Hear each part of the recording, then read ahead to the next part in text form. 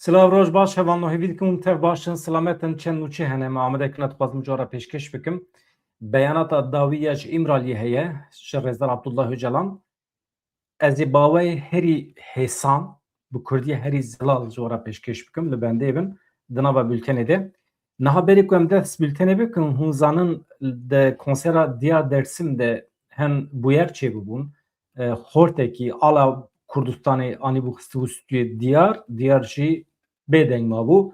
Paşê jineke li ser sahnê paşê em hîn dibin ku jinekê Alman e ji organîzatorên salonê ye tê ala Kurdistanê digre wisa hinekî bawekî bêhurmetî li hev dipêçikîne piştre jê ew xor diçe wê alî dîsa ji jinkê digre. Di medya civakî de hinek deng veda meselekî ne ew qasa mezin e jî ne bêhurmetiyekî mezin hatiye kirin ne jî wisa tiştekî ku mirov bike rojev ne ji wê derê ye. Yani ne ji wan e. Lê paşê ji dengê Diyar Dêrsim em bibîsin ka mesele çi ye ya rastî bûyerekî ne mezin e di çavên me de. Min qet nexwest ez bikim çê jî lê madem hûn ew qas mereq dikin hûn ew qas behs dikin di pişt sahnê de di pişt perdê de bûyer çi ye çewa qewmî Diyar Dêrsim bila bixwe bibêje. Em guh bidin wî îdî ez dibêjim ji şîrovê re nevekiriye. Niha elbet hin derdor hene ji Diyar Dêrsim hez dikin hin derdor here jî hez nakin ji ber beyanatên siyasî yê Diyar Dêrsim. Niha di nava salên borî de ji ber meseleyên cuda beyanatên siyasî yên Diyar Dêrsim hebû taybetî li hember pedekê wisa hinek nakokiyek peyda bû di navbera Diyar Dêrsim û pedekê de ji ber vê wextê ku mesele hinekî piçûk derdikeve holê hinek mezin dibe. Hebalno em cî didin beyanata wî ka bixwe çi dibêje Destêk TV de axifiye. Wekû wê jî di dîmenan de dît pir eşkere yani konserekî hunerî me çandî darxist. Rastî konserekî serkeftî bû xudê gelê me jî em tenê nêiştin. Serî konserê hatta dawiya konserê rastî bi aramî wisa bi coş derbas bû. Dema me organîzatörê me bi salonê re peyman çêkir çi dibêjin fetrakê konserê çêkir hinek zagonên rêgezên salonê hebû got em sembolên ala resma sembolên siyasî em qebûl nakin. Ben jî em konserekî hunerî çê dikin tamam. Destpêka konserê de hortekî hevde hejde salî bû al destê bide ala Başûrê Kurdistanê. Hortek jî suretê ser û kapû destê wê de bû. Xwedî salonê müdahale kirin yani gotin em naxwazin bu em re gotû sembolên siyasî tune. Wana nêriye cî xwe de herî yek kesin zêde dengê xwe nekirin. Yani konser 2 saatî derbas bû ew xortana yek suretê ser û kapû yek jî ala Kurdistanê destê wan de bû hata dawî lê dûra zilamekî 5-6 salî hevalê me organîzatora jî ew takip kiribû. Ev hortê al di destayê û çend kesê din wek 10 hortê din organîze kirin ewana bi wan xwedî salonê re ketin nava nîqaşekî ketin nava şer û dûra êdî berv dikî berv sahnê hatin ew securityên ku xortên wisa dixwastin ewlekariya konserê bikin wan xortana bi talîmatê wî zilamê 5 salî kurtikekî şîn lê bû rastî jî ewana organîze kirin şandin ser dikê û xwedî salonê jî ew jinekî Alman ewan jî bi wan re ketibû nîqaşê me jî distira xort anî al danî doristî min mij dengê normal e xort gelek cara tiştî dikin belkî ne hevciye mere alê bîne têxa çavê herkesî lê xort e me ji tiştek negot ama zaten ev jinekî Alman xwedî salonê ew jî peyvî dat hemen al zêde de ji doristî min gir çû ersa devam kir me nêriya ev zilam hîn berdewam kirin dide yani eşkere bû xuya bû ve alî wî zilamê de hat organîze kirin yani wek provokasyon xwastin konserê provoke bikin. Niha ev cara yekemîn min e ez dijîm li Kurdistanê jî wisa kirin Yani sanki problemeki me bu alere he ve merkezeki navendeki organize kiri hatta bu desti Milli Türkan en baş dizanı le başvuru Kurdistan'ı de hindik saziyada bu desti Milli Türk o desti hindik kesin Kurdin ku usa hevkariya dijmindikin duhazın ev şahsiyetin ku usa hünermen kesin vakımın kesin din erişuvandikin kesin valat Paris yani em baş dizanın ku ev çava ev trolün AKP'li Türkiye trolün Erdoğan çava dixebitin abanaj libra başvuru Kurdistan'ı bir riya mitetti her cari yeki dikin armanj dikin hedefe xwe armanja xwe bi reşkirin bi manipülasyon dixazin tişta manipüle bikin beravajı bikin em bina gelek carajiyan bu Stuttgart'ı jî wisa bû mesela beriya 2 hafta konsera me li Duisburgê hebû beriya me hekî li Konstans hebû ala Kurdistanê ala her çar parçayê Kurdistan ala Rojava jî ala başvurî Kurdistan jî ala KCK jî hemiyan dest ortada bu dest millette bu problem tine dikanin video konserimin video hene de internette de bula tamaşa bikin pirsgirêkek nîne yani Ya ez bawer nakim problema mîtî istihbarata Tirkiye bi diyar Dêrsim re hebe. Yani ez bawer nakim mît rabe di vê sira mistaqînê de di vê pêvajoyê de ew xwasa karûbarê mîtî ê giran heye rabe bi diyar Dêrsim re eleqedar bibe û konsera wî sabûte bike ne di wê qenaetê de me. Lê problem çi ye li cem me? Ya di nava partiyên siyasî de nakokî çê dibin. Di nava Partiya Karkerên Kurdistanê û Partî Demokratîk Kurdistanê PDK de ji berê ve dem bi dem wisa nakokî çê dibin ana tune ne û nakokî kêm bûne qet nebe. Meseleyên îqtidarê ne, meseleyên şerrin, pevçûne, meseleyên bidestxistina herêmê ye wana normalin. Li her welatî tiştî wisa çê dibe. Di navbera AKP û CHP de dijî heye. Li her welatî di navbera rêxistinên mezin, partiyên mezin ê wî welatî de nakokî her çê dibin. Wana tiştê normalin. Tişta anormal, tişta nenormal ew e hunermend bibin alet. Ya hunermend insanên aştîxwaz in, insanên navbenkarin. Du rêxistin wextê ku li dijî hev ketin nava pevçûnekê devkî tiştan tişt ji hev re gotin dibe hunermend bikeve naberê rê nede. Tam berova jî dibe alî negire û êrişî alî din neke. Ya diyar Dêrsim ket nava van xetayan.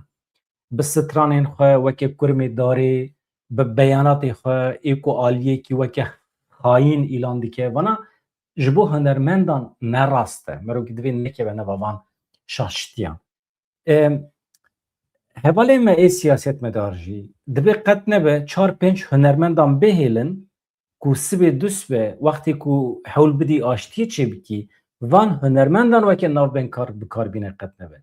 Yani di destê me de hunermendê ku bikaribin navbenkarî bikin nemane. Hunermend rêça wan kifşe ye. Sekna wan diyar e. A rojnamegere jî wisa ye. Nebin aletê aliyên siyasî. Merov aliyê xeta netewîya Kurdistanê ne. Merov aliyê azadî û serxwebûna Kurdistanê ne. Ew rast e. Lê wextê ku tu partîgirî bikî, partîzanî bikî û sibê du sibê ew partî bixwazin li hev werin wê çawabe, kî wan li hev tîne? Aha ji Ewropayê çend cara weke heyetên aştîxwaz hunermend çûn başûrê Kurdistanê kesî rû neda wan. Çima?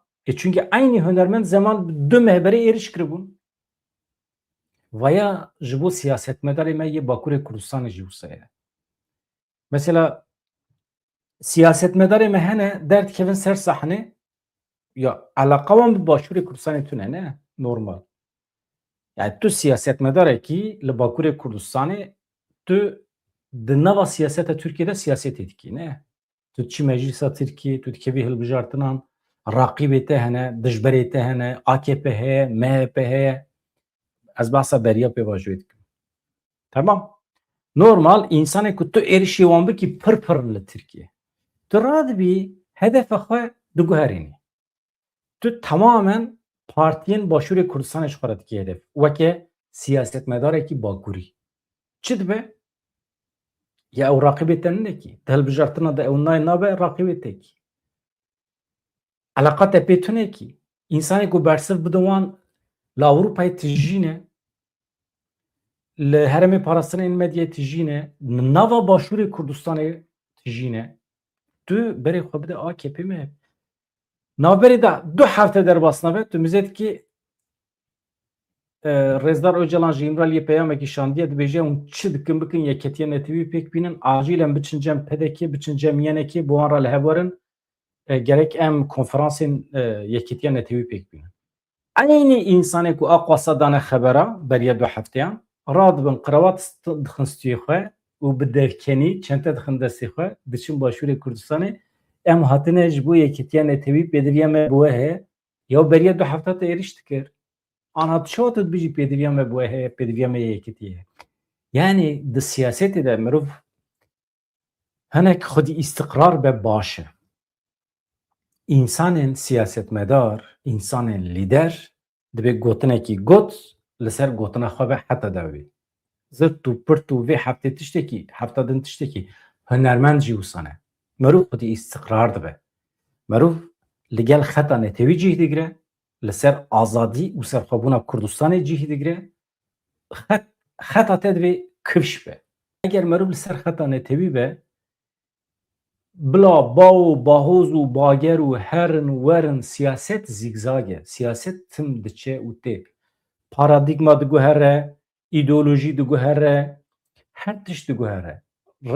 Yani armanca siyasî dikare biguhere, lê tu nikarî biguherî. Çünkü ê te xeta te kivş e. Tu hunermendî. Ji ber mesela yek ji sedemê ku Selhadîn Demirtaş tê hezkirin ew e. Binêrin gotinê wî 15 salan îro di medya civakî de însan parve dikin. Çima? Çünkü îro jî derbas dibe.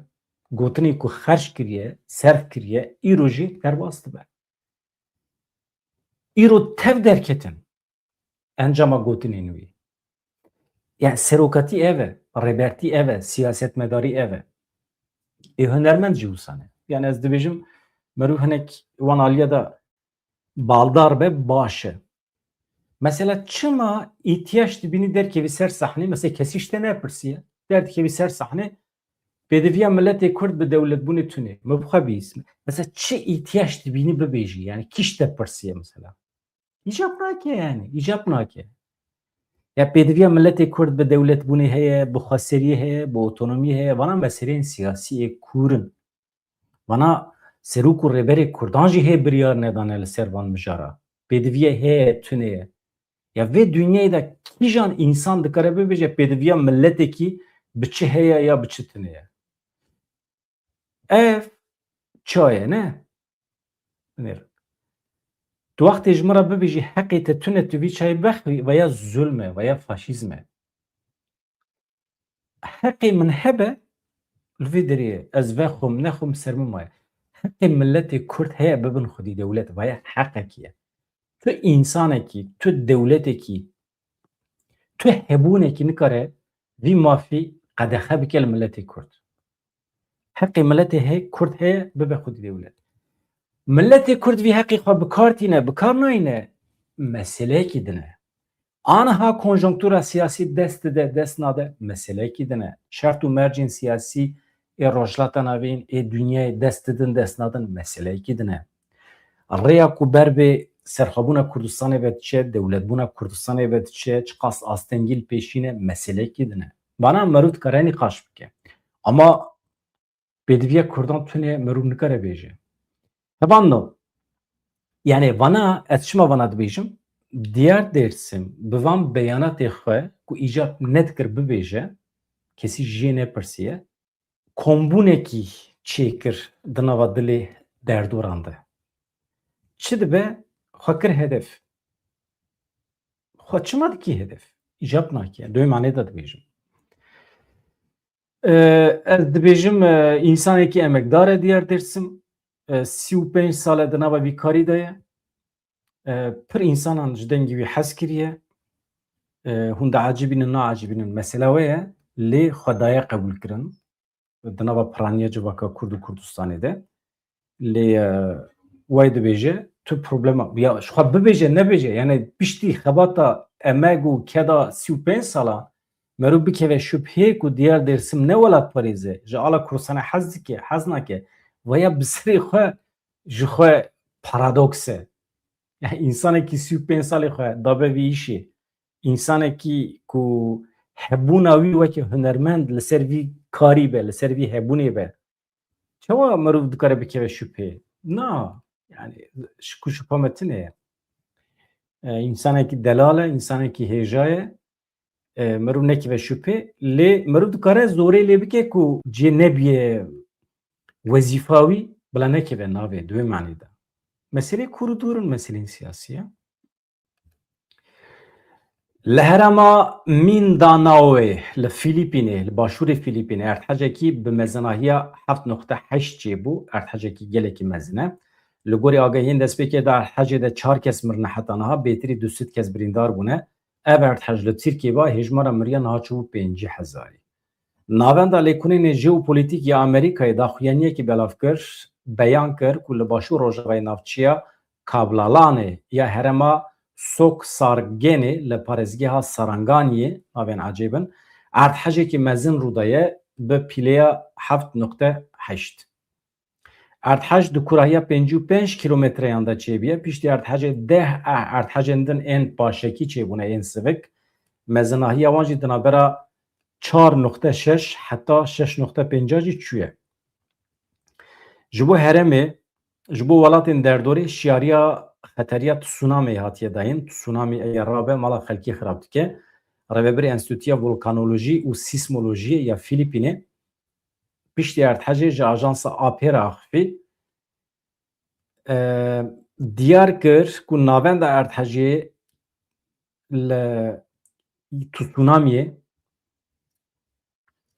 ev navendên ku tsunamiyê kontrol dikin li wê navendê bi bilindahiya metreyekî pêlên behrê bilind bûne yani behr bi qasî metrekî bilind bîye belkî heta van saeta hê zêdetir bîye ka ez binêrim heta dawiye bültenê eger tsunamî rabe însan wê pir zerar bibînin serokê Fîlîpînê Ferdinand Marcos bangî welatiyên li ciyên me tirsidar kir ji wan xwest ku demil dest herin ciyên bilind Marcos eşkere kir ku hikûmet ketiye nava li vû tevgerê dezgehên bersivdana karesatan di nava amedekariyan de ne wekî din jî ji bo eyaleta Sabahê ya li grava Bornê şiyariya tsunamî hatiye dayîn tsunamî hûnzanin hat serî Japonyayê pir însan li ber çûn ev wextê ku erdhej çê dibe derya şûnva ve dikişe paşê jî bi bilindahiyekî pir mezin ji şûnva tê ser gundan û bajar ve tê gund dibinê avê de dimînin bajar dibinê avan de dimînin bîna hildiweş ji ber avê li gorî nûçeyên di medya xwe cihî de ji ber erdhejê geştên esmanî yên li vî welatî hatine rawestandin piştî erdheja li Fîlîpînê ji bo peravên Pasîfîkê hişyarî hatiye dayîn îhtîmal heye ku erdhej li navçeyên peravî yên Endonezyayê bibe sedema tsunamiyê Fîlîpîn li ser xalekê agir ya Pasîfîkê ye yani herêma erdhej û volkanîk e erdhejên mezin pir caran çêdibin wan deran hevan no aniha em cî didin şerê mezin ên di navbera İsraîl û İranê de şer ji nû ve dest pê kiriye mesele çi ye çawa ye İsraîlê li bajarê Meh şehrê yê parêzgeha Xozistanê li başûr Rojavayê İranê tesîseke petrokîmyayê bombebaran kir ji ber êrişê di hin beşên tesîsa pîşesazî de zirar çêbiye di êrişê de tu kes nemiriye kes birîndar jî nebiye artêşa İsraîlê di daxuyaniyekê de beyan kir ku wan li tesîsa petrokîmyayê de ne li bajarê Meh şehrê ne tenê hedefekî pir hedef hatine bombebaran kirin İran disekîne İran jî bersiv dide artêşa İranê yani Supayê Passeraniya İranê ragihand ku wan di berdêla êrişa İsraîlê de pîşesaziya petrokîmyayê ya li Heyfiyayê li İsraîlê bi mûşekan kiriye armanc Supayê Passeran diyar kir ku di çerxa vê lîstikê de hemû armancên enerjiyê yên li herêmê wê digire nava xwe yani ew ê ne tenê hedefekî pir hedefan bombebaran bikin Supayê Passeran balkişand ser bandora vê aloziyê ya li ser aboriya cîhanê jî Amerika ji van encaman berpirsiyariye. Çima ji ber ku rêlber İsraîlê negirtiye da ku êrişê xwe li ser Lubnanê rawestîne. Niha İran Amerikayê çawa tehdît dike? Dibêje eger tu rêlber İsraîlê negirî, Amerika ji xwe dî êriş nake. Amerika ji pirse zextekî dünyayê li ser Amerikayê heye. Dibe di rûyê te de ekonomiya me ser û bin bû. İran ji ber ku vê meselê zane hem Hürmüzê digire û hem jî aboriya dünya xira dibe ya ekonomiya dünyayê. Dibe qenebe ber İsraîlê jî bigire. Pêşî li İsraîlê bigire bila êrişê Lubnanê jî neke, êrişê Sermê jî neke bila hedê xwe zanibe. İran wisa dibêje. Lê em zanin li rojata navîn dewleta ku hedê xwe nizane însanê xwe darvet dike, li hember milletê xwe şerdaye dest pê kirin, li hember milletê Kurd şerdaye dest pê kirin dewleta Îranê ye. Em vêya dizanin. Hevan no. Şerê wan dest pê kiriye ka em binêrin ev şer disekine nasekine. Lê em dizanin ku Donald Trump pir caran bi rêya telefonê Benyamin Netanyahu şiyar kiriye. Gotinê xirab jê re gotiye. Heqaret lê kiriye. Gotiye dî besê ji destê te ye. Mesela qayyum, şaredarî, girtin, hepis li hember CHP didome hevan no li Tirkiye. Çewa Wezareta Karê Navxwe ya Tirkiye ragihand ku serokê şaredariya Bûcayê girêdayê İzmîrê ye Görkem Duman ji kar hatiye dûrxistin.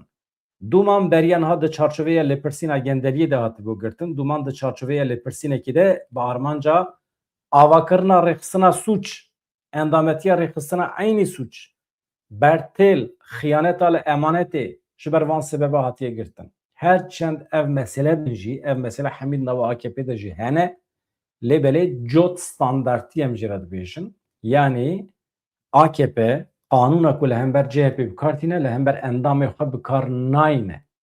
Gendelî, pîsî, dizî, çi hebe, xıyaneta li emanetê, bertêl hemî di nava AKP de hene. Lê heta niha yek şaredarekî AKP nehatiye girtin ji wezîfê.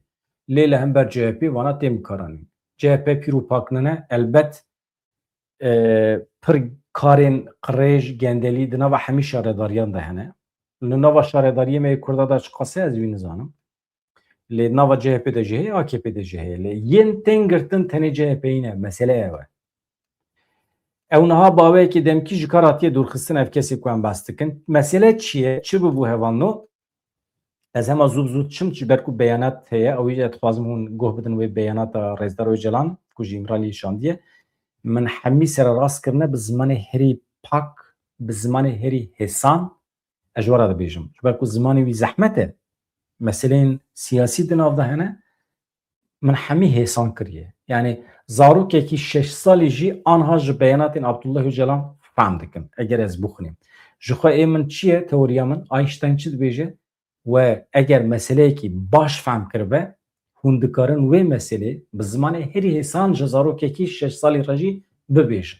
Eger hûn mijarekî nikaribin ji zarokekî 6 salî re îzah bikin, tê wê manê ku ew mesele fehm nekiriye. Ew qas hêsan e. Ji bo wî însanê ku kir kem, kûm, a nayê fehm kirin zehmetê mirov bibêje, tê wê manê ku bi xwe fehm nekiriye. Ew qas hêsan. Yani gotina sereke ku ji İmralî hatiye dibêje ewsaziya ku tê de millet bi xwe biryar nede. Tenê rêvebir biryar bidin, ew sazî ne saziyê Kurdan e, saziyekî nedemokratîk e, em wê sazî red dikin. Şaredarî jî di nav de. Şaredariya ku a me be dibe gel biryarê bide. Meclisa gel hebe, millet qirarê bide, rêvebir wan qirarê millet pêk bînin. Ême anha tam berova jîne. Rêvebir her yek rêvebirekî biye onbaşî, her yek rêvebirêkî biye îxtidar, bi xwe qirarê didin, bi xwe davêjin, bi xwe ava dikin, bi xwe nizam çi dikin. Ya saziya gel e gel. Gel biryarê dide, tu tenê li wê derê dikarî pêk bînî. Te pêk anî pêk neanî. Ciyê xwe bide hevalê xwe ku dikare pêk bîne. Vana tiştên baş in. Vana em jê re dibêjin demokrasî. Ji bo wî dibêjim, zû de ye dibêjim. Di kültûra me de a me Kurdan de demokrasî tune ye. Ji ber ku me pêk neanîye. Tecrüba me çê nebîye. Hevan no ez zû zû dişim, ne me gotibû? Heh. Naha mesela şaredariye çi bu mesele serdozgeriye Komariya İzmir'e dest bi lêpirsînekê gendeliyê kiribû roja yekê hezîranê bû beriya hefteyekî li çar bajaran operasyonekî hevdem pêkanî bû navenda wê İzmîr bû di lêpirsînê de ji bo 602 kesan biryara binçavkirinê hatibû dayîn di nava wan de serokê şaredariya Bûcayê Görkem Duman, serokê şaredariyê Berê Erkan Kılıç, alîkarê serokê şaredariyê rêveberên partiyên siyasî jî hebûn. Rêveber karmendên şîrketên şaredariyê û hinek müteahhit jî nava wê lîstê de hebûn. Li şaredariyê hinekî kes hene wekî karmendên bankamatik tê zanîn. Çi ne ev karmendên bankamatik? Yani qet kar nakin, naçin kar lê her meh bawekî sistematik meaşê xwe digirin. Mîna ku çûbin kar. Vana memurên xeyalî ne tenê meaş digirin naçin kar. Li şaredarekî eger tiştî wisa zêde be li şaredariyekî ev dikeve çarşova gendeliyê yani yolsuzluk. Dadgehê biryar da 42 kes werin girtin. Di nava kesên girtî de serokê şaredariya Bûcayê Görkem Duman heye, Erkan Kılıç heye şaredarê Berê wekî din gelek kesê din hene. Hevan em ana tişin Hesekê zû zû çi migo li Hesekê mesele çi ye? Şeniyên bajarokê Xirzekê yê Hesekê li dijî rewşa jiyanî ya xirab ji ber zêdebûna buhayê tişmiştan bi taybetî sotemenî, gaz û petrol, tunebûna derfetên kar, xwepêşandan li darxistina însan heqeten birçî ne. Ne tenê li Hesekê li Dêrê Zorê, Raqayê, li deverên cuda însan gilî û gazin can dikin, fiyeta genim pir kêm e. Hikûmet bi fiyetekî pir kêm berhemên gundiyan dikire. Veya hemî zirar e, însan feqîrin, çawa îdara xwe dikin heqeten mucîze ye. Şeniyên bajarokê Xirzekê anha xwepêşandan li darxistine lê dibe ku ev berfireh bibe. Ji ber rewşa jiyanî ya xirab, ji ber zêdebûna buhayê sotemeniyê, ji ber tunebûna derfetên kar ya kar tune mirov bixebite ha. Xwepêşandan li darxistine. Xwepêşanderan rêgirtin, teker şewitandin, bang li hikûmetê kirin, çareseriyan peyda bikin ya ji bo rewşa aborî, ji bo başkirina îdare ya. Doh jî gundiyên hicrê li ser rêya hol Hesekê bi eynî armancî xwepêşandan li darxistibûn. Çalakîn bi vî şeklî li bajarên Ereban jî heye. Niha 105 malbatên Êzidî vegeriyan warê xwe hevanû veya tiştekî baş e, tiştekî xêrê ye. 105 malbatên Şengalî ên Êzidî ku 11 sal bûn li kampên cuda ên Başûrê Kurdistanê diman vegeriyan Şengalê. Li gor agahiyên ku hatine wergirtin di nava vê heftê de wê gelek malbatên din jî vegerin sevcî warê xwe. Çavlerê ku di nava vê hefteya pêşiya me de hejmara malbatê ku vegerin wê şesidî derbas bike. Li gorî agahiyên ku virdawê de em dikarin bigirin ev qonax wê tim dewam bike heta ku yek şengaliyekî jî li derva nemîne. Yani di demên pêşmede em ê bibînin pêlên nû yê vegerê wê dest pê bikin. Ew vegera ku em behs dikin ber bê Şengalê ve ber bê Serêkaniyê ve jî anha amedekarî tê kirin. Li Hesekê, li Raqayê amedekarî tê kirin ku ew Erebên li Serêkaniyê biçin cîwarê xwe însanên me ê esas şeniyên Serêkaniyê ku hatibûn derxistin şaliyê cîranên me ve ew vegerin. Hevan no. Tamam. Mesela ew jî heye ya. Ev Kurdên me yê li Raqayê gundê warên Raqayê niha pey derpê ew jî vedigerin ser cîwarê xwe. Ev zeviyê wan hatibûn destê serkirin, dikanên wan hatibûn destê serkirin. Di dema êrişa xovane ya serê vê salê de li ser rêveberiya Xweser bi alîkariya dewleta Tirkiyê tam di wê demê de gelek însanên me mecbûrman ji Raqayê derkevin. Tabii dikanên wan û mal û milkê wan jî hatin destê serkirin. Wana bêexlaqin weke ganîmet dibînin malê Kurda. Janiha însanê me ketin navberê qismekî însanên me vegeriyan. çûn malê xwe ji nû ve girtin. Lê ji vir û pê ve ewlekarî çi qas heye? Însanê me karibin wan dikanê xwe birêve bibin. Ew ê çi bifroşin? Kî xwedî li wan derdikeve? Ka qanûn, ka yasa, ka edalet, rezalet der. De tu Kurdî here nava wan hovan li Reqê here dikanekî bixebitîne, here pêlava bifroşe. Ya kes nayê pêlava ji te nagire, ew ê sibê hetayî warî werin dizî bikin. Zor e, zor. Zor e. Li ciyekî wextê ku anlayış, mantık tune be, li ciyekî wextê exlaq tune be, jiyana li wê derê pir zehmet e wan. Em didomînin li Sûriyê ev îmtihan hene, ezmûn jê re dibêjin. Ezmûnên xwendekarên dibistanên amedehiyê navîn niha dest pê kirine, bi hezaran xwendekarên Efrînî ku ji koçberiyê vegeriyane warê xwe li gorî rêbazên rêveberiya Xweserperwerde bûne, ew hê jî nikarin tevlî îmtihanên bibin. İmtihan yani ezmûn yani. Ji meha Adarê ya vê salê ve heta îro nêzîkî 5400 malbatên ji Efrînî yên koçber vegeriyane malê xwe, lê qedera xwendekaran hê jî ne kevşê ye. Herçend ezmûnên amedehî û navîn li seranserê Sûriyê dest pêkirine jî, lê xwendekarên ku vegeriyane Efrînê nikarin bikevin îmtihanan. Ji ber nebûna mekanîzmayên hikûmetê, xwendekarên ku ji herêmên rêveberiya Xweser vegeriyane Efrînê bi siberojeke perwerdeyî ya nediyar re rûbirûne. Yani siberoja wan nekevşe. Kîja mekteb dixwînin, tevlî kîja îmtihana dibin, kîja meslek dikin, ew ê sibê çi karî bikin, mekteba wan gurexarî dibe. Gelek genç hene, ciwan hene, neçarmane biçin bajarê Hesekê, Qamişloyê, Kobanî ji bo ku li wê derê di îmtihana re derbas bikin, ji ber ku li wê derê cîwarê wan e. Yani dibistanên rêveberiya Xweser li wan derane. Rêveberiya Xweser hikûmeta demkî ji bo çareserkirina rewşa xwendekarên ku vegeriyane Efrînê hê jî negîştine lêvkirinekî.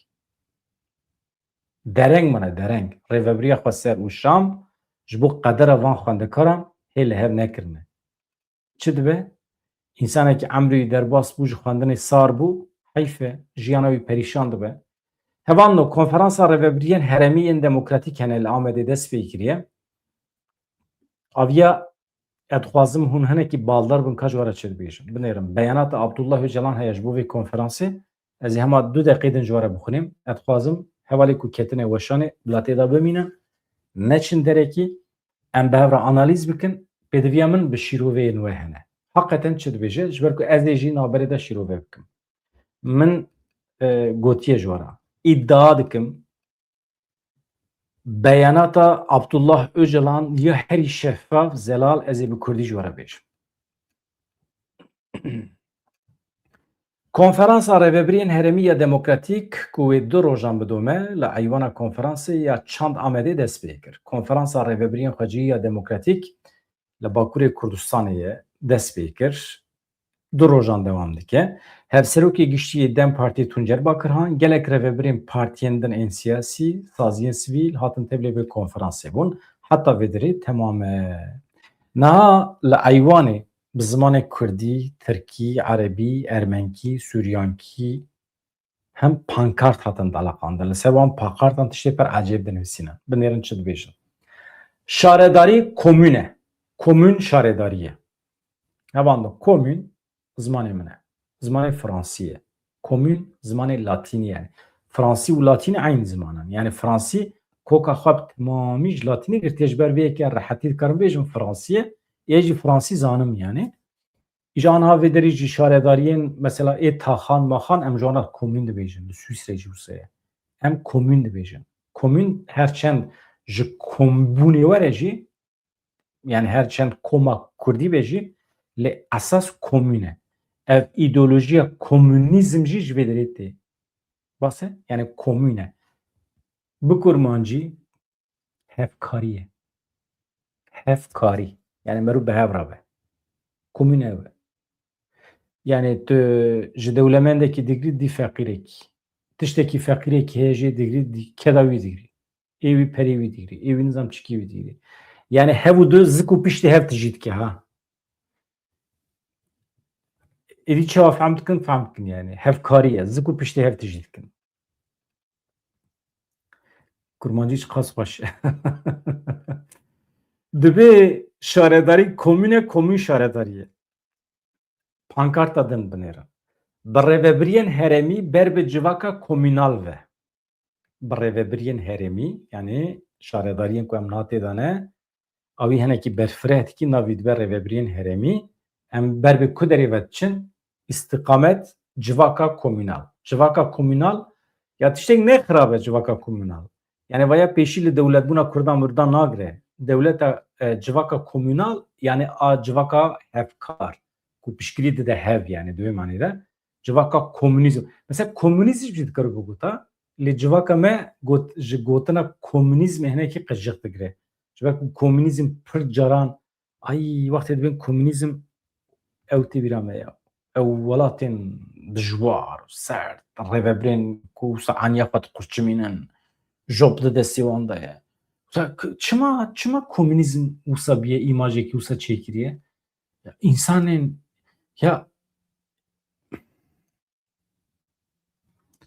însanên aniya xwe diqurçimînin û ji heneka espriyê ji hunerê fehm nakin. Çima tev di jiyana komünistan da ye? Halbuki komünizm tiştên nexirab in. Ama rêveberê wan atmusa awirên tûj ecêb e. Ya bifikirin rêveberê we ji heneka fehm nake, ji esprî fehm nake, ji nezaketê fehm nake, ji eşqê ji evînê fehm nake, ji hunerê fehm nake, ji estetîkê fehm nake, ji edebiyatê fehm nake. Ew ê çawa be mecbûr ew ê tenê ji zextê fehm bike. Ew ê jî bixe destê xwe, ew ê aniya xwe biqurçimîne, awirên tûj, ew ê millet bi rêve bibe. Ya heta kê derê? Heta ku millet got hadî oradan. Îja ji ber vê yekê çima ez hatim ser vê mijarê jî nizanim. Halbuki aniha ew civaka komünal ku em dibêjin eleqa wî bi wan îmaja ku min dawe eleqa wî bi hev tune ya. Komünal heqeten hevkarî ye. Ewropayê jî heye. Hevkarî ye yani. Hevan no dibêje pankarta dijî were bixwînin paşê cih didin beyanata Abdullah Öcalan. Em bi vîna jinan komînan bi rêveberiyan xwe cihî civaka azad ava dikin. Ev jî pankartekê dine. Konferansê de peyama dawî Abdullah Öcalan hate xwendin. Niha hevan no ez cih didim beyanata wî ye dawî. Aniha ez nakevim naberê ez ê serî heta dawî ji were bixwînim. Paşê jî ez ê vegirim ser mesajê we ama soz hûn jî binivîsînin. Hûn jî binivîsînin ku wextê ku min mesajê we xwend heta pirs ji min bipirsin. Ez ê jî li gorî zanîna xwe li gorî ku min fehm kiriye ez ê bersiv bidim pirsê we. De hadî ez dixwînim hevan da.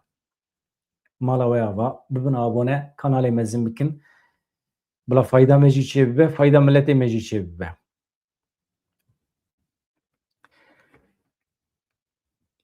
Öcalan dibêje di peyama xwe ya îro de ku ji vê civînê re şandiye demokrasiya xwe cihî şeh damarê entegrasyona demokratîk e ku em hewl didin di pêvajoyê aştî û civaka demokratîk de pêk bînin.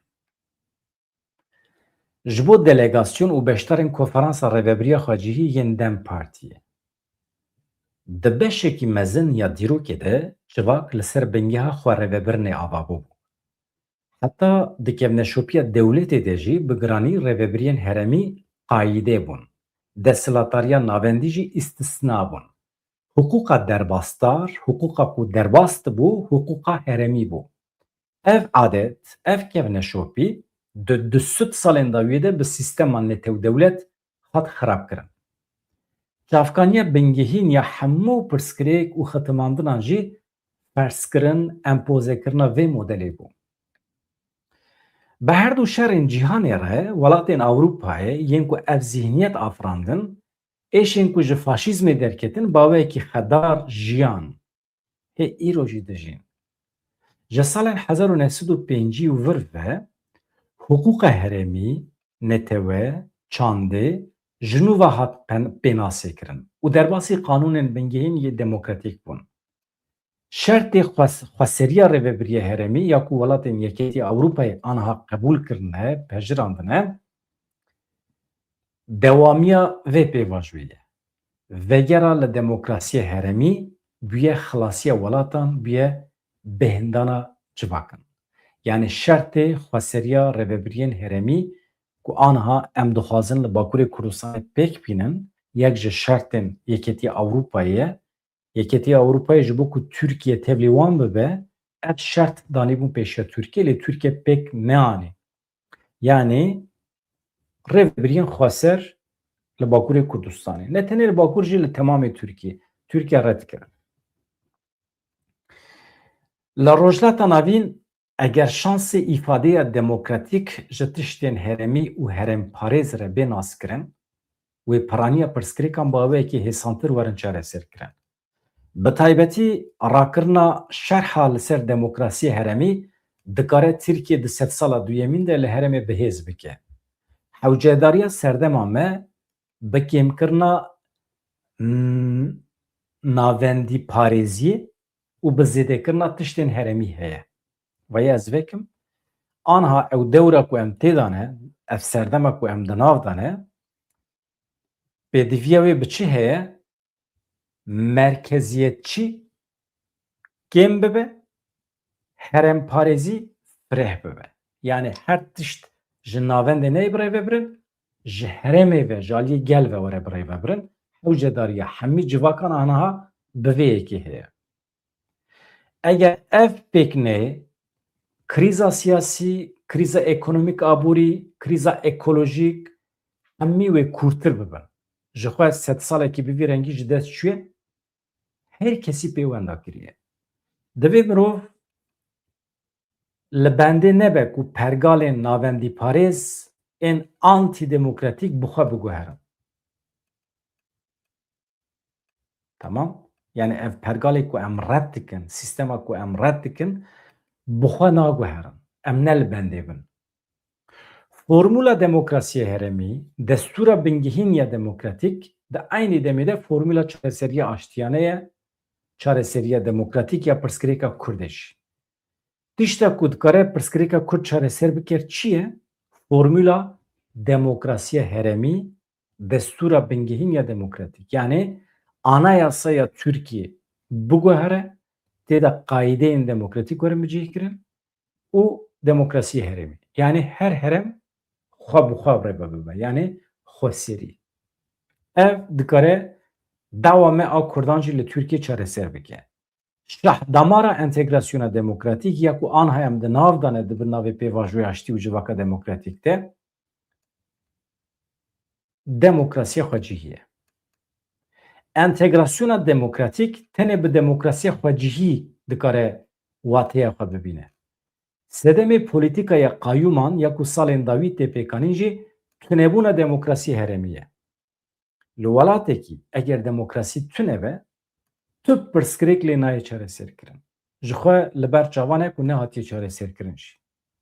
Ne tenê pirsgirêka Kurd, ji bo tevahiya Tirkiye jî çare rêveberiyên herêmî ye. Demokrasiya herêmî ye. Demokrasiya herêmî ya ku dibin ewlehiya hukukê de formula çareseriyê ya herî rasteqîn û yekanê ye. Ji bo Sûriye jî, ji bo Iraqê jî, ji bo Îranê jî ev pêwîst e. Yani demokrasiya herêmî. Civaka demokratîk ancak bi vî rengî dikare mümkün be. Civaka demokratîk çi ye tişta ku em dixwazin xwe bigîninê? Ji bo vê yekê divê ne li benda evê bin. Tiştekî bi xwe biguhere. Civaka demokratîk çawa çêdibe? Divê navend tune be. Merkez tune be. Ne li ser bingeha navendekî, divê îxtidar tune be. Ne li ser bingeha îxtidarê, yek desthilatarî tune be. Ne li ser bingeha yek desthilatariyê, li ser bingeha gel modelên alternatîf yên civakî, aborî, ekolojîk bêne pêşxistin. Yani sistemekî wisa were çêkirin ku tê de ancak millet bikaribe biryaran bide. modelên alternatif ê civakî, aborî, ekolojîk werin pêşxistin. Sermaye herî mezin ya rêveberiyên herêmî millet e. Eger keda gel bibe yek, tu pirsgirêka ku mirov nikaribe çareser bike namîne. Tevgera şaredariya demokratîk çi ye? Binêrin. Tevgera şaredariya demokratîk weke toreke berfireh ya civakî ji komînên gundan û taxan bigire heta kooperatîfan, ji rêxistinên civaka sivîl heta saziyê mafê mirovan, ji tekoşîna azadiya jinê bigire heta parêzvanên mafê zarok û heywanan, ji ciwanan bigire heta ekolojîstan, divê li her derê rêxistinbûna civaka demokratîk ava bibe. Yani ev hemî nuxteyên dewletbûnê ne. Normal. Tu vana hemî di çarçova şaredariyan da dikarî çêbikî. Di serî de jin divê giranî li ser xebatên zarok, ciwan, perwerdeyî, ziman, çand, huner, tenduristî, aborî, ekolojî werin dayîn. Yani giranî em bidin ser wan. Qadên hilberînê yani cî ku mirov lê diafirîne, atölye, fabrîqe, çi tê bîra we. Yani deverên ku tê da millet bikaribe bixebite û pê îdara xwe bike. Jê re dibêjin qadên hilberînê divê werin zêdekirin. Ji bo bêkariya ku roj bi roj mezin dibe. Em bêkarî çi ye? Mirov betal e, mirov naxebite, mirov pere nayîne nava malbatê, mirov bêkêr e, mirov stewr e. Tamam. Ji bo ku ev ji holê rabe, çareserî çi ye? Dibe tu qadên hilberînê çêbikî. Belediye jî dikare çêbike, millet di nava xwe bi xwe de dikare çêbike, dibe li benda dewletê nemîne. Li benda merkezê nemîne. Di pêşengiya jinan de divê qadên nû yên jiyanê werin hûnandin.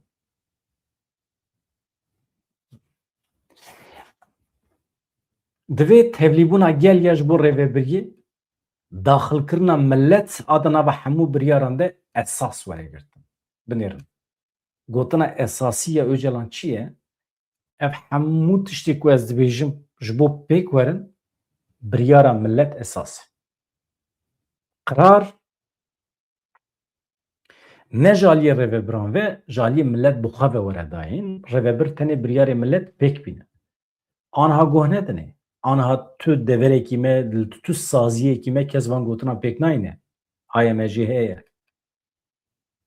Divê tevlîbûna gel ya ji bo rêveberiyê, daxilkirina millet a nava hemû biryaran de esas were girtin. Yani konseyên bajêr, meclîsên bajêr were navakirin.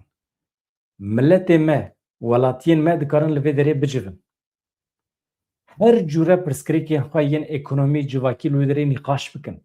Di nava xwe de biryaran bigirin. Eger şaredariya gel ya demokratîk were pêşxistin, gel wê xwedî li şaredariyê xwe derbikeve, ancak bi vî rengî nêzîkatiyên antîdemokratîk weke tayînkirina qayyûman êdî nikarin bi hêsanî bi pêş bikevin.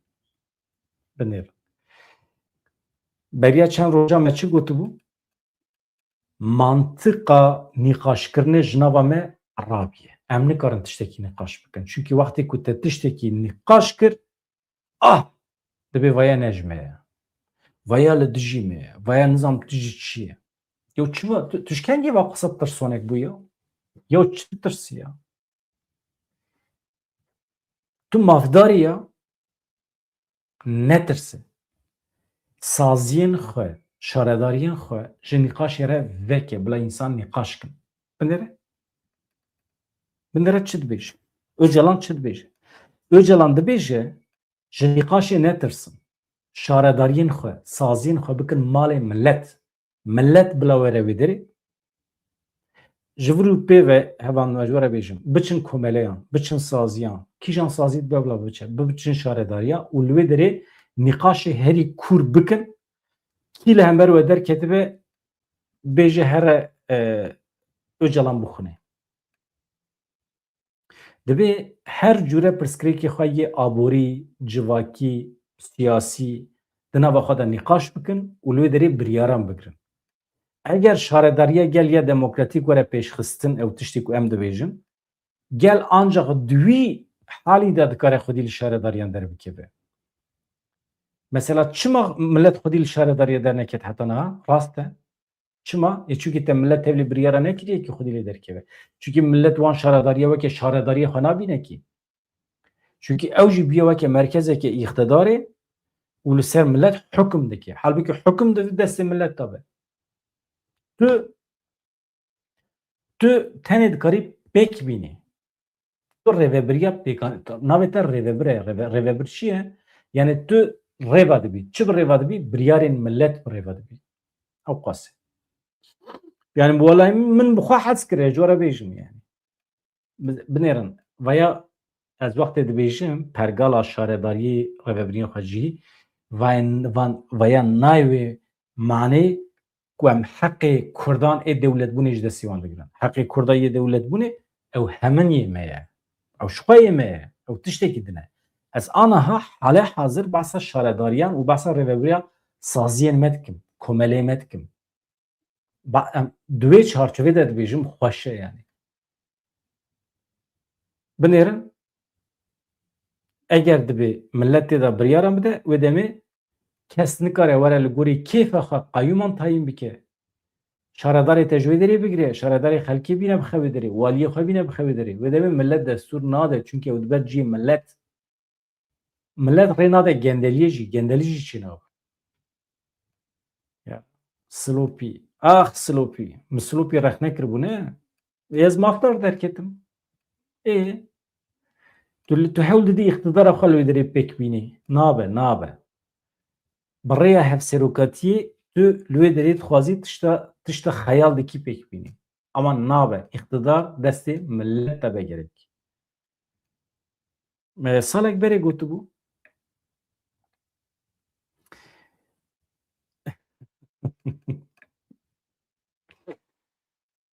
Ah silopî.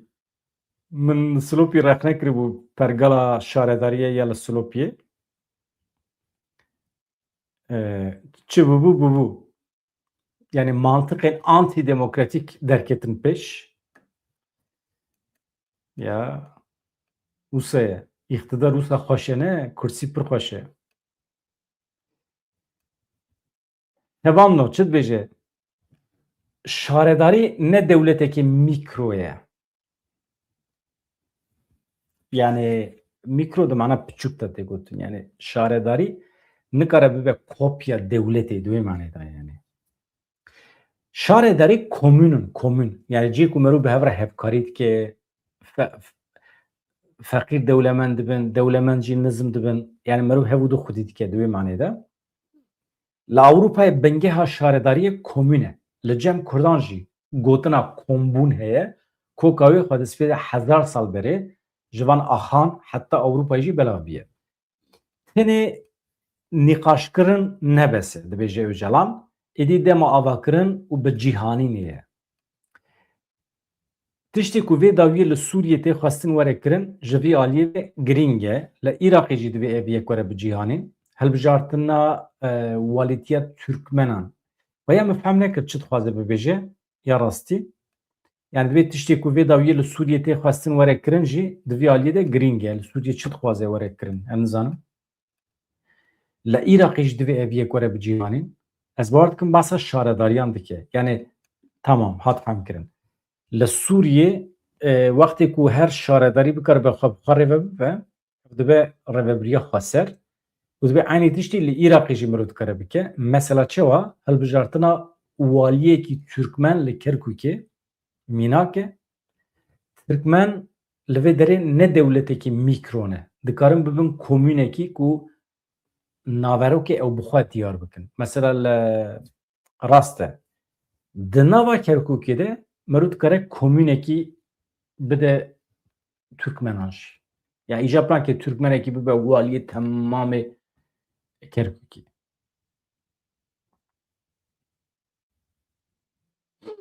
Şaredarî divê bi hişmendî û giringiya demokrasiyê heremî were bi rêve birin. Ji paqijiyê heta hilberîna erzan, ji perwerdeyiyê bigire heta tenduristiyê. ji çûno hatine bigire heta ekolojiye ji hemû hewcedariyên bajaran ra bi nêzîkatiya komûnê çareserî dikarin werin dîtin. Velhasıl dibêje ez hêvî dikim ku konferansa rêveberiyên herêmî bi serkeftin derbas bibe, silav û hezkirinê xwe yên bêdawî pêşkêş dikim ji grava İmraliyê şandiye. Hevan wezana vegeriyam cêm we. Ê min tiştê ku me amade kirû min ji we re pêşkêş kirin, ka hûn çi dibêjin? Emîn Kutlar merheba. Tu wezîfeyek dibe em çawa dikarin dewletekî weke Tirkiye ji faşîzmê xilas bikin, demokrasiyê ji wan re rava bikin. Tu wezîfeyekî me, derdekî me ku em demokrasî ji Tirkan re bîn tune ye. Kesî wezîfe jî nedaye me, em bixwe ne demokratin ki em rabin demokrasî ji xelkê re bînin. Yek jî antîdemokratîk e ha, kekemîn. Niha tu xelkê bikî demokratîk jî pêkanînekî antîdemokratîk e. Dibe tu xelkê ji xelkê re bihêlî. Belkî mêrkana yan jî jinkana, canikana dixwazin antîdemokratîk bijîn. Problem wan e. Herkes ne mecbûr e demokratîk be. Tu Tirka ji Tirka re bihêle. Mesela kêfa wan pir ji Tayyip Erdogan re tê ama tu Tayyip Erdogan bibî gundê me bi Xwedê nakin şivan. Bi Xwedê Tayyip Erdogan li gundê me nikare gavanî bike. Nikare yani. Ji ber vê yekî bîne Swîsrê tu nikarî bikî gardiyan, yani gardiyanê ber hepsê. Tu Tayyip Erdogan nikarî bikî sekûrîta sekîl berderê dikanekî. Na, qebûl nakin yani bana. Lê milletê Tirk Tayyip Erdogan weke serok ji xwe re qebûl dike veya demokrasiya wan e, biryara wan e, mecbûr e hurmeta me ji wan re heye. Ama em ne mecbûrin vî camerê qebûl bikin. Yani saat 19 li gorî saata Ewropayê em bername çêkin baştir e. Çünkü ne hêşevê hinekî dereng dikeve, heşî dereng dikeve. Em saat bikin heftê êvarê, tam saetekî xweşiya nûçiyan e. Ez dibêjim qey hûn werin, em hinekî meselê bikolên. Gelek mijar hene. Baş e. Xatirê we silav rêzevanda.